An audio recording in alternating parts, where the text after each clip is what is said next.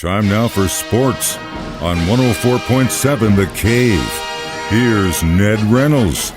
Mike, the intern, Ned Reynolds, back in the studio on a Thursday morning. So I think I was at home when I got the notification that Debo was like, I want out of San Francisco. Of course, as a massive Chiefs fan, the first thing I think of, oh my God, wouldn't it be incredible to get Debo Samuel in red and gold?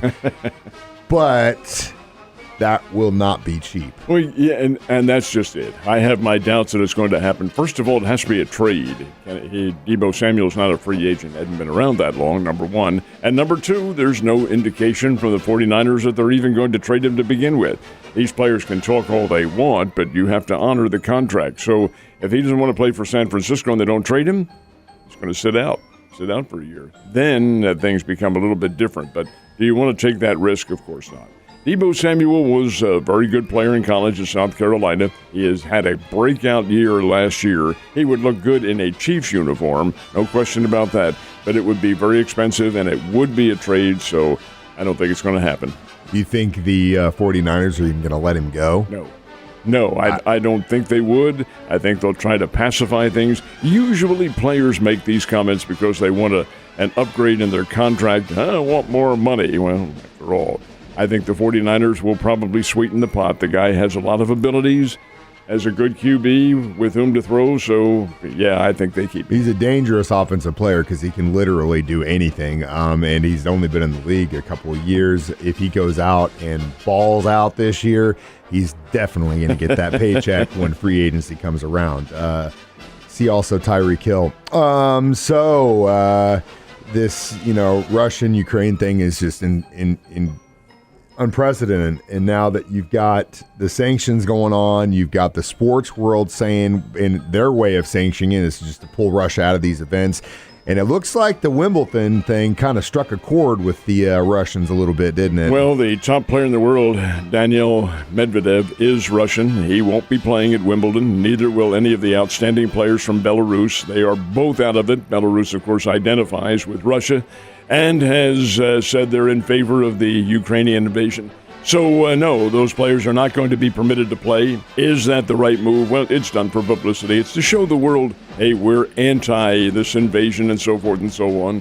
It's the sports world's way of showing it. It has nothing to do with the individual. Yeah. Sure, it's part of the sanction process.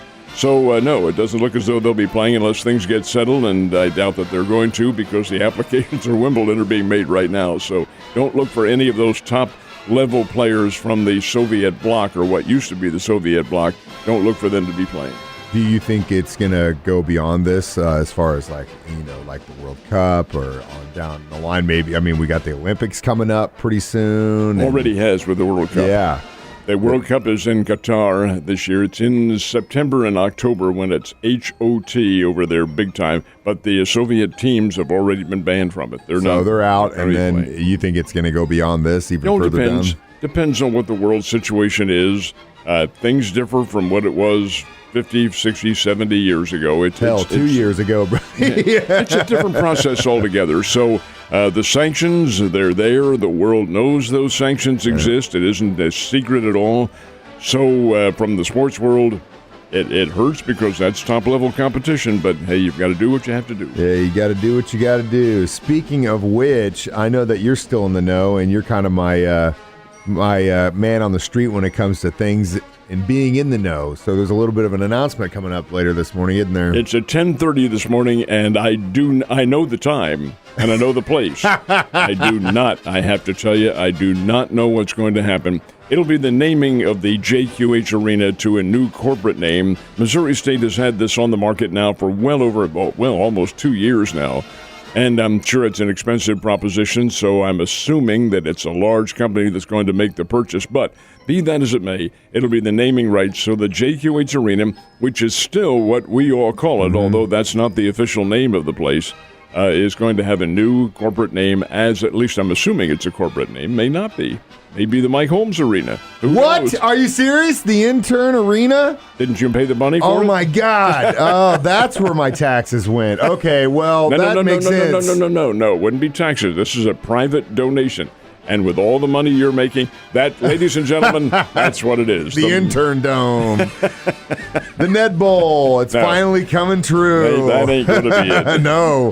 One of these days, buddy, we're going to get the Ned Bowl in there. Well, hopefully we can figure out what they're going to call the place. All right, so baseball last night. Cardinals, Royals, both on the field. Did they get the dubs again? Not only did they get the dubs, they both won by the same score, 2-0. How about that? Now, the Cardinals got Nolan Arenado for a reason, and the reason was to do what he did last night. 2-run homer in the ninth inning, beat the Miami Marlins 2-0 in a tremendously pitched ball game.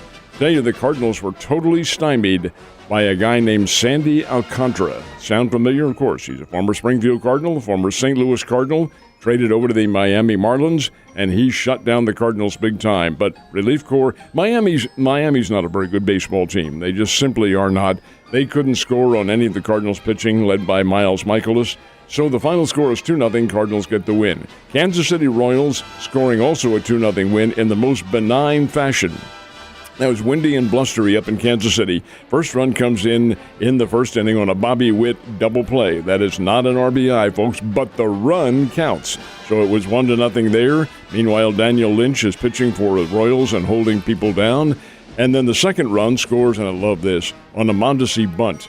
Small ball, bring home that run. 2-0. The Royals get the win over the Minnesota Twins, and they will play again this afternoon up in Kansas City. That's why I always like Matheny. That's the type of manager he is, and he's always fun to watch. Sometimes it breaks your heart, but sometimes it's fun. It was a little windy, like you mentioned. Springbirds, they did play in town last night. They did. Got the game underway. Very windy. My goodness sake. I would have thought the ball would have been flying out because the wind was blowing from the south. Would have been flying out of Hammons Field a lot more than it did. Only one home run in the ball game, but the Tulsa Drillers win again, 7-5. Tulsa, folks, is a very good baseball team. They're the AA affiliate of the Los Angeles Dodgers. The Dodgers arguably are the best team in Major League Baseball, but again, we'll see what happens as the season goes on. In the meantime, Tulsa, which has some terrific Major League prospects on there, beat the Springbirds 7-5 was the final score. That's only game 2 of this series now. It's a 6-game series, so 4 more to go, including tonight, tomorrow night, Saturday night, and then Sunday afternoon. Busy, busy, busy if you're a indeed. Springbirds fan, and hopefully you can get out there and at least enjoy a game with the family. Last but not least, it's also busy. The NBA playoffs in full effect.